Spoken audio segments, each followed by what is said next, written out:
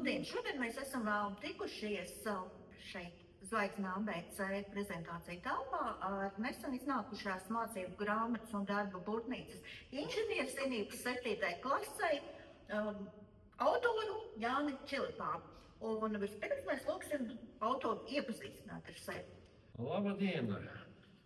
Es kā autors laikam esmu stipri zaļš autors, bet citādāk esmu senis. Skolā strādāju jau kopš 1977. gada, līdz ar to tā darba pieredze un arī dzīves pieredze ir pietiekami liela par visām lietām, kas nu vien te ir sarakstītas. Jā, kā jūs pats raksturotu šo mācību grāmatu un darba burtnīcu, pie kā strādājāt vairāk nekā gadu? Pirmkārt, šī darba burtnīca, man tas komplekts, jāsaka tā, man ļoti pašam palīdz darbā, jo tas ir izveidots tieši pēc tā, kā es strādāju. Atsevišķi ir mācību grāmata, bet mācību grāmata sastāv no 2 daļām. Atbilstoši skolu 2030 no formējuma, tātad pirmā daļa ir ziņu grāmata, un otrā daļa ir skiču burtnīca. Un šī man ir visveiksmīgākā lieta, kas šeit ir izdevusies.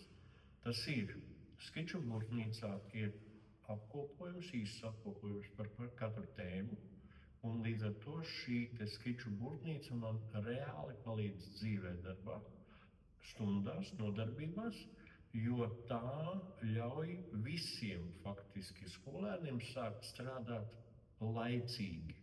Nevis iepazīstoties ar tekstu vispirms, bet uzreiz ķerties klāt pie praktiskās darbības. Savukārt darba burtnīca ir sastādīta tā, lai katrā nodarbībā skolēns ietu cauri radīšanas procesa posmiem. Jo radīšanas procesa posma mācīšana ir tā kā inženierzinībās tāds sekundārais mērķis, lai viņi mācītos risināt problēmas. Un ja viņš katru nodarbību izies cauri šim te radīšanas procesa posmiem, jeb citiem vārdiem sakot dizaina procesa posmiem, tādā gadījumā viņš tos arī iemācīsies un tas kļūs par viņu prasmi risināt problēmas. Jūs pats esat praktiski strādājošs pedagogs. Kā tas ir apvienot praktiski strādājošā pedagoga darba slodzi un mācību grāmatas un darba burtnīcas rakstīšanu? Kas jums konkrēti bija lielākais izaicinājums strādājot ar šo komplektu? Rakstīšanas gaitā tieši. Rakstīšanas gaitā es domāju, ka problēmas bija samērā maz, bet vislielākā problēma bija noformēt tādā formātā, lai tas citiem būtu pieņemami. Lai cits varētu labi saprast to, ko es daru pats. Tie ir mani darba materiāli, jo būtībā īpaši rakstīts jau nekas speciāli nav. Tie ir mani darba materiāli, kādus es izmantoju. Vienīgā lieta ir jāpiemēro, lai citi varētu to izmantot. Parasti ar inženierzinībām saistās pieņēmums, ka, lai stundā īstenotu to, kas ir nepieciešams apgūstams programmā, ir nepieciešams dažādas dārgas pat lietas. Vai tā ir taisnība? Vai jums būtu kāds ieteikums, kā realizēt visu, kas ir jāmāc? Tikai nevajag. Man liekas, ka šo programmu pilnīgi noteikti var realizēt no visiem štruntiem, kurus jūs varat dabūt. Te ir pielietojumi gan vienreizējās lietojamas lietas, kā špāteles, bambusa kociņi, vienreizējie trauki, kokteļa salmiņi, otrreizējās lietas, korķīši, pudeles, pilnīgi visas lietas, kas ir pieejamas jebkurā vietā. Jo inženierim ir jāvar no pieejamiem materiāliem uztaisīt vajadzīgo lietu. Un tam ir jābūt par pamatu.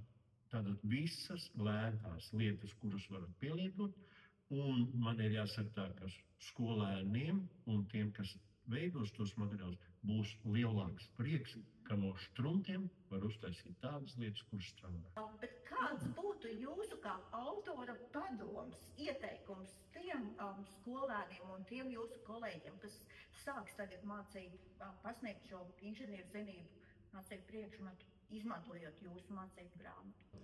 Cienījamie kolēģi, šeit viss ir sagatavots. Ņemiet un strādājiet, jo šeit viss ir gatavs. Katra nodarbība ir gatava. Pirmajā tematā, neatceros no galvas, man liekas, ka ir 6 nodarbības, tas ir 6 tēmas. Otrajā tematā 7 tēmas, trešajā tematā 7 tēmas, ceturtajā tematā 7 tēmas. 3 × 7 ir 21, plus 6 ir 27. Tas nozīmē, ka 27 stundas ir praktiskās darbības, un, ja mēs zinām, paliek vēl 8 stundas, tie ir projekta darbi.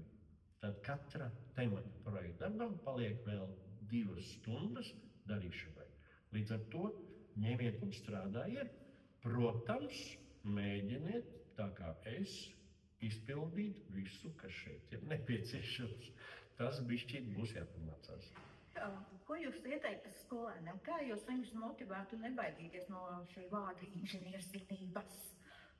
Man liekas, ka tas vārds īpaši viņus nebaida.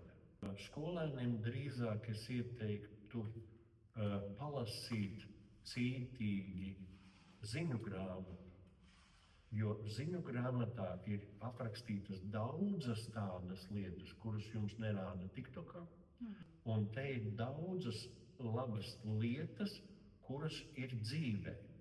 Un, ja jūs izlasīsiet šo te ziņu grāmatu, iespējams, ka ejot pa ielu, jūs ieraudzīsiet daudz vairāk nekā